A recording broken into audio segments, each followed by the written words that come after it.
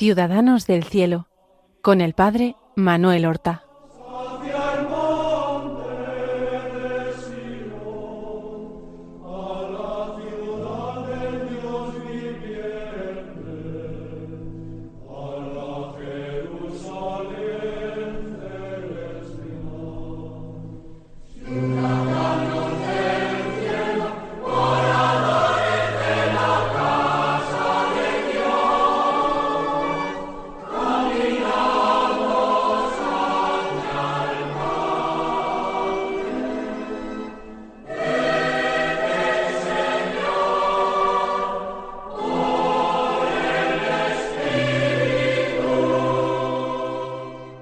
Muy buenos días, queridos amigos. Damos comienzo a una nueva emisión del programa Ciudadanos del Cielo. Con este programa tratamos de acercarnos a la vida y a las virtudes de nuestros hermanos los santos, que son para nosotros modelos de evangelio encarnado en distintas circunstancias vitales, y también son para nosotros intercesores ante Dios. Y hoy vamos a hablar de un santo obispo medieval. Es un obispo que es bien conocido en Cuenca porque es su patrono. Estoy hablando de San Julián. No sabemos exactamente cuándo nació San Julián. De hecho, la primera parte de su vida, antes de llegar a Cuenca, está envuelta en primer lugar en leyendas y después en conjeturas. Por tanto, vamos a movernos en este campo, en este ámbito.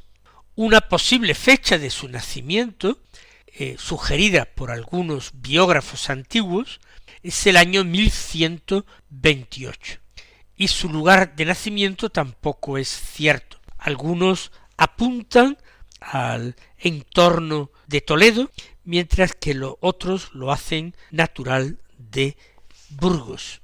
Lo cierto es que era de una familia honrada y con linaje de hidalgos, y que en la infancia, según cuentan biógrafos antiguos, está envuelta en historias prodigiosas. Por ejemplo, que antes de nacer este niño, sus padres soñaron con su nacimiento y que en el sueño lo veían haciendo prodigios y milagros. Otros dicen que a poco de haber nacido, con su mano hizo la bendición con 3 cruces, por tanto la bendición propia de los obispos, dirigida a sus padres y familiares y personas, la comadrona, personas que asistieron al nacimiento. Se supone que fue bautizado en la parroquia de San Pedro, de la ciudad de Burgos, pero no se conserva ningún documento que pruebe semejante cosa.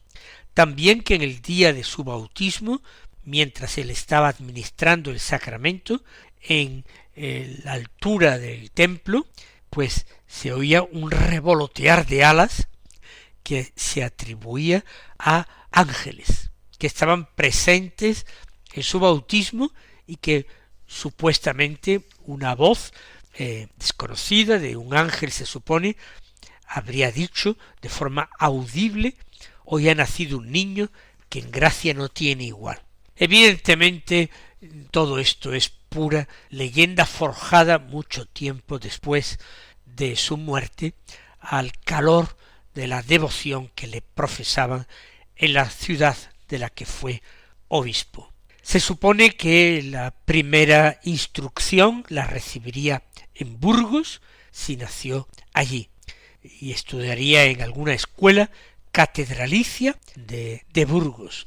Estamos hablando del siglo XII, pero que después, a partir de cierta edad, es enviado por sus padres a Palencia, donde existía una escuela catedralicia, unos estudios que posteriormente el rey Alfonso VIII convirtió en universidad.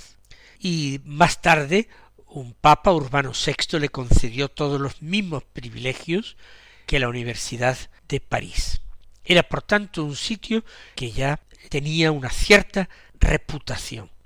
Supuestamente, según las tradiciones un tanto legendarias, fue un estudiante brillante que terminó obteniendo el título de doctor y que precisamente, alcanzado este título de doctor, no quieren perderlo y le invitan a permanecer en Palencia y en este embrión de universidad como profesor.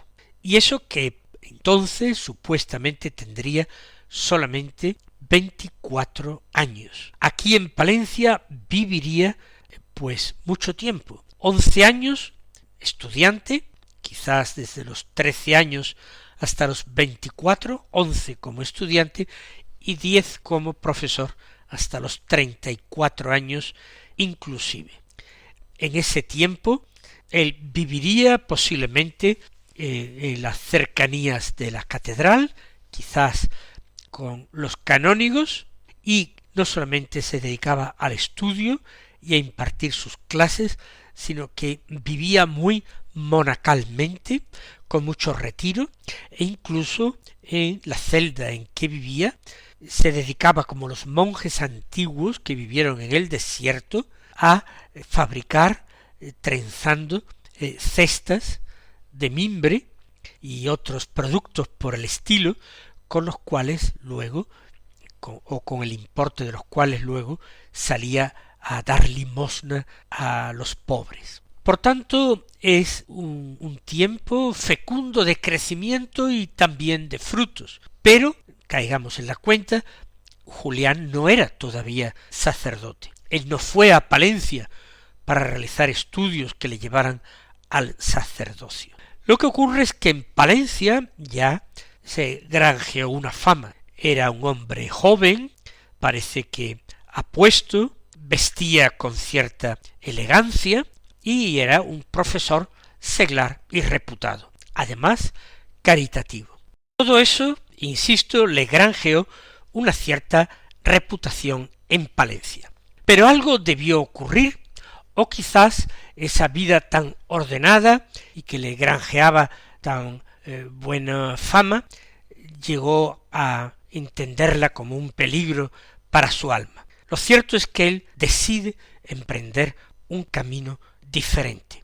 No sabemos si es una segunda conversión que vive, él ya era una persona piadosa y buena, pero decide marcharse de Palencia y volver a Burgos, donde supuestamente había nacido. Y allí busca una casa sencilla, humilde, en las afueras de la ciudad, y empieza una vida de retiro con el objeto de prepararse para recibir el sacerdocio. Sus padres ya habían muerto. Primero su madre, cuando todavía era niño, antes de irse a Palencia a estudiar, y su padre prácticamente coincidiendo con su regreso a Burgos. Sería el año 1163. Julián habría cumplido o estaría a punto de cumplir 35 años, y allí en Burgos recibiría las órdenes menores, la tonsura, y se marcha a vivir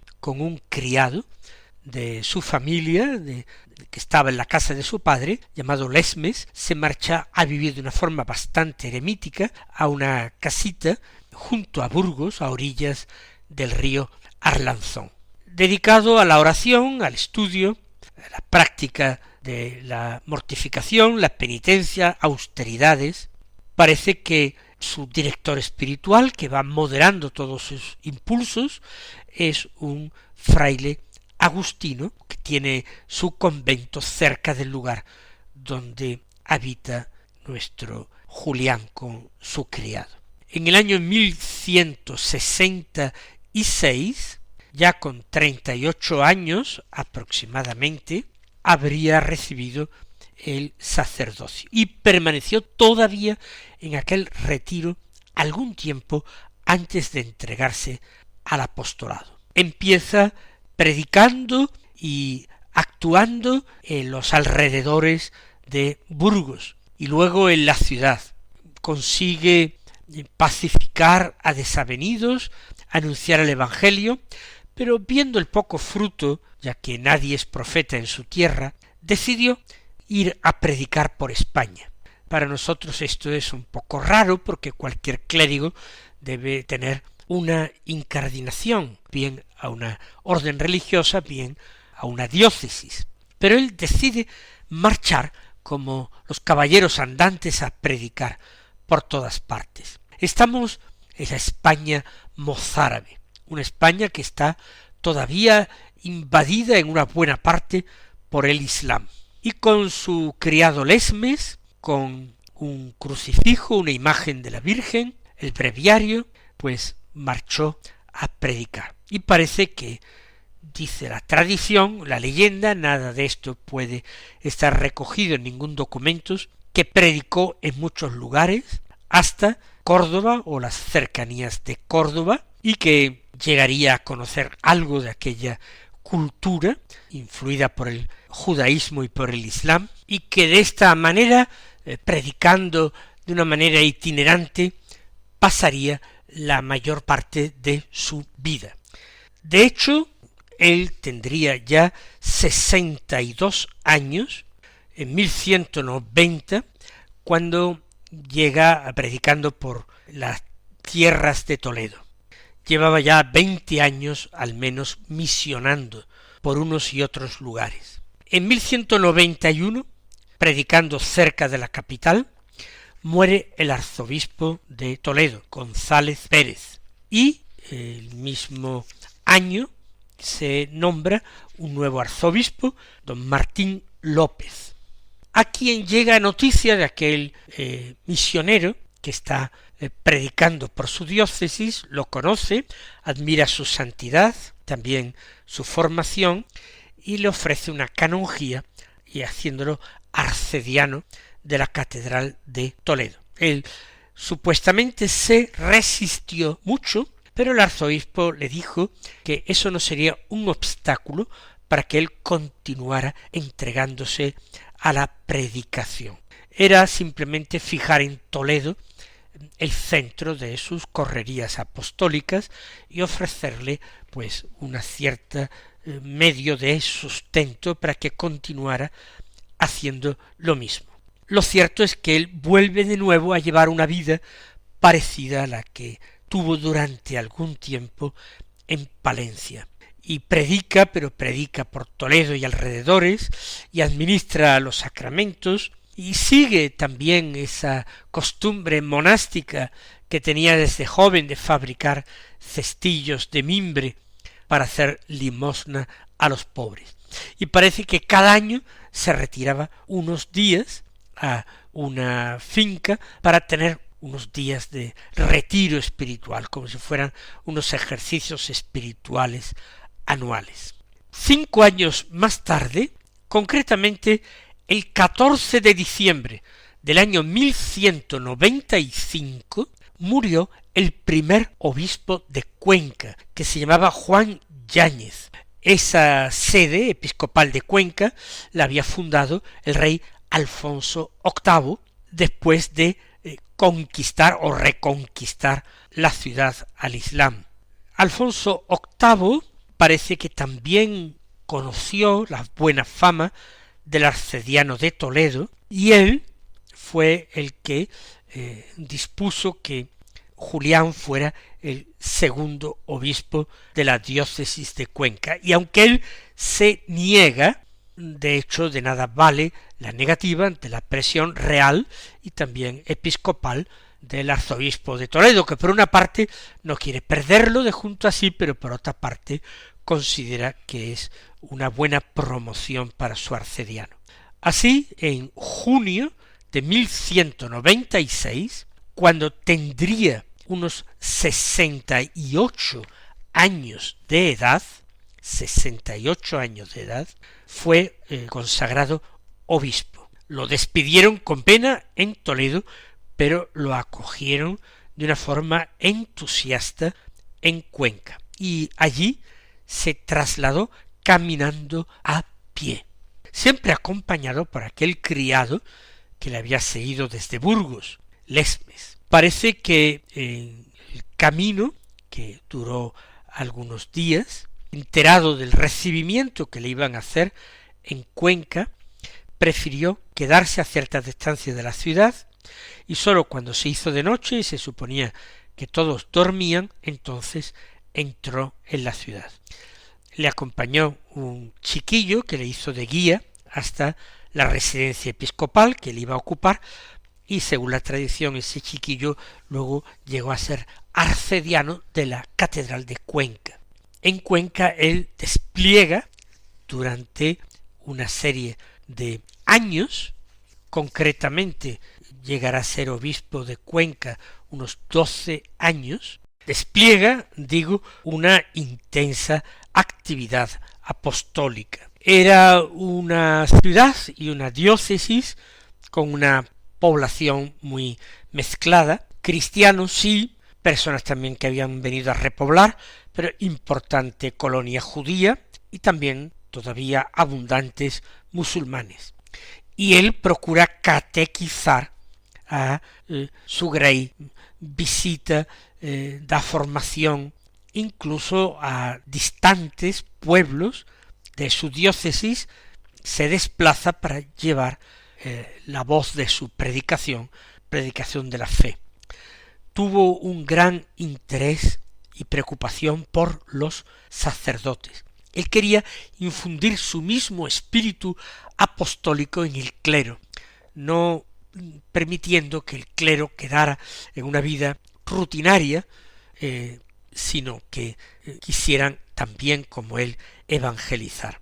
Por supuesto, no eran así todos los sacerdotes de la época, muchos buscaban en el sacerdocio una forma de ganarse la vida y luego apenas incluso celebraban los sacramentos y no predicaban la palabra de Dios nunca. Él actúa con energía y castiga a sacerdotes incorregibles con una vida moral muy desastrosa, que daban malos ejemplos. Por eso tuvo que llegar a enfrentarse con don Martín López, el que había sido su arzobispo en Toledo, y de quien la diócesis de Cuenca era sufragánea, era la metrópolis, el arzobispo metropolitano. ¿Por qué? Porque una serie de sacerdotes descontentos de su diócesis, porque los había castigado, depuesto, acudieron al arzobispo con protestas, con calumnias respecto de su obispo. Esto supuso un gran sufrimiento para Julián y motivo de alguna tirantez con el arzobispo de Toledo, que antes había sido su protector y amigo. Entre las obras que él llevó a cabo en favor de sus diocesanos estuvo la fundación de una especie de seminario menor, donde recogía niños donados a la Iglesia, bien niños que se abandonaban al cuidado de la Iglesia, bien niños que sus padres querían consagrar desde muy pequeños al servicio de la Iglesia. Fundó el llamado cónclave levítico, que era precisamente esta especie de seminario menor, procurando formar a los niños desde pequeños para que luego pudieran ser buenos sacerdotes. De todas las virtudes que él practicó, parte de esas virtudes apostólicas, la caridad y la práctica de obras de misericordia, tanto corporales como espirituales, son algo muy característico de San Julián. Siendo él obispo, hubo una epidemia de peste que castigó muy duramente a Cuenca y a toda su comarca, toda la diócesis, y esto fue casi al principio de su pontificado. Y ahí mostró su caridad para con todos, independientemente de su fe. Cristianos, pero también judíos y musulmanes se vieron socorridos por la fervorosa caridad del obispo. Parece que incluso realizó milagros en favor de ellos. Cada año siguió con su práctica, una vez hecho obispo, su práctica de retirarse durante algunos días, cada año. Iba a una gruta abierta sobre el Cerro de la Majestad, y allí pasaba el tiempo con ayuno, con distintas penitencias y con una oración intensa. Le llamó a aquella gruta el lugar de mi tranquilo día, y se conserva hoy con una ermita en honor del santo. Es un lugar llamado San Julián el Tranquilo, por aquello del tranquilo día, como le llamaba. Y de nuevo, pues siendo obispo, se seguía fabricando sus famosas cestillas de mimbre para tener con qué socorrer a los necesitados. Por eso fue un obispo limosnero, predicador, catequeta y limosnero. Parece que su criado Lesmes, también de edad muy avanzada, le sobrevivió, viviendo hasta una edad pues bastante notable. Y él anunció a Lesmes que iba a morir y que quería prepararse. Lesmes fue quien pidió que le administraran al obispo el Santísimo Sacramento, que visitó entonces como viático a Julián, y él recibió el viático, porque así lo quiso, revestido con los ornamentos episcopales, revestido incluso de pontifical. Así fortalecido por la Eucaristía, falleció Julián al anochecer del día 28 de enero de 1208. Cumpliría a lo largo de ese año seguramente unos 80 años. Y de nuevo la leyenda hace que las campanas de toda la ciudad de Cuenca, de una manera milagrosa o tañidas por ángeles, proclamaran en la ciudad el fallecimiento, la muerte de su obispo. De hecho, fue venerado como santo desde prácticamente el momento de su muerte, y se hicieron algunos milagros en su tumba. Fue primero sepultado en su catedral, y 310 años después de su muerte se inspeccionó su cuerpo y se descubrió que estaba incorrupto.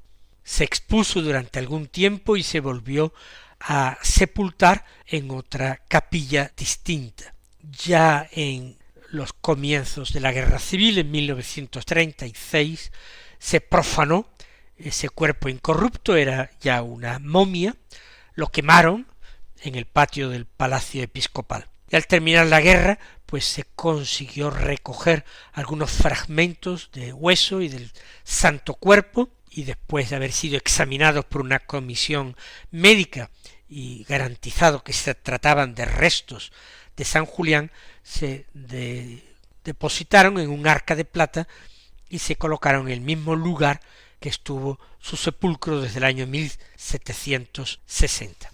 Este es el santo obispo Julián, bien conocido por los conquenses, pero que era importante que también desde otros puntos de España diéramos noticia de su santa vida y de sus muchas virtudes. Mis queridos hermanos, hasta la próxima semana, recibid la bendición del Señor.